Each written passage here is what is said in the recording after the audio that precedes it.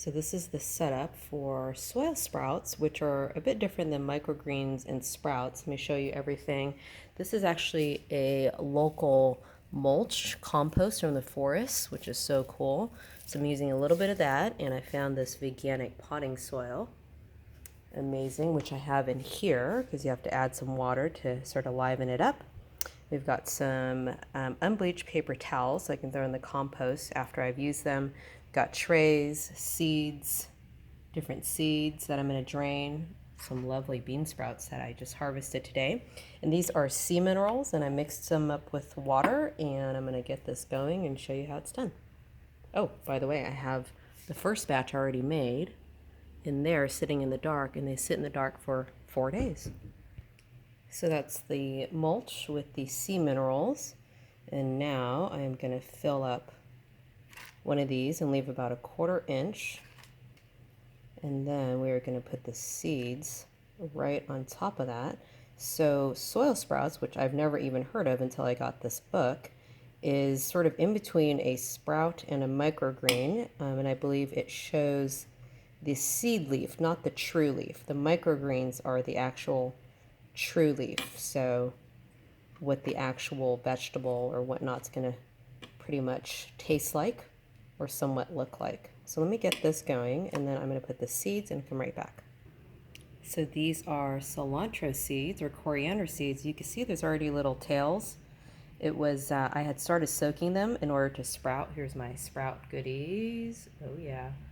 And then I realized you can't, I mean, you probably could. I hadn't done the research, but I decided, oh, I better get these soil sprouts going. So that's why there are little tails. So these are buckwheat seeds, and they're supposed to, they're able to touch, but not overlap.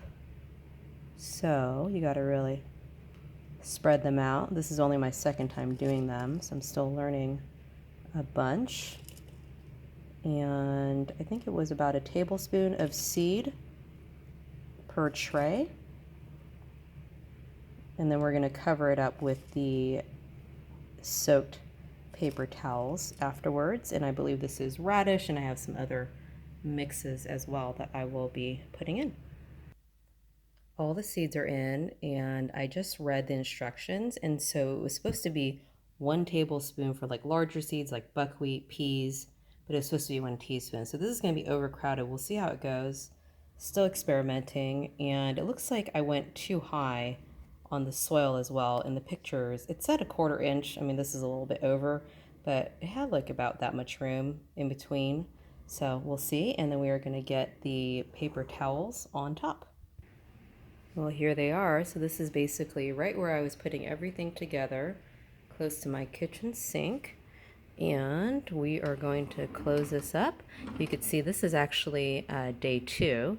And I peeked under there just to see if anything was happening. Looks like little sprouts are coming along. That's a garlic chive and cilantro. So we will go ahead, and it's about 4 days generally, but if it's depending on the temperature, it could go 5 or 6 days, and the sprouts are supposed to shoot up, and then you expose them to light for about 3 days, and you get all that chlorophyll. So hope you've enjoyed watching this. Bye.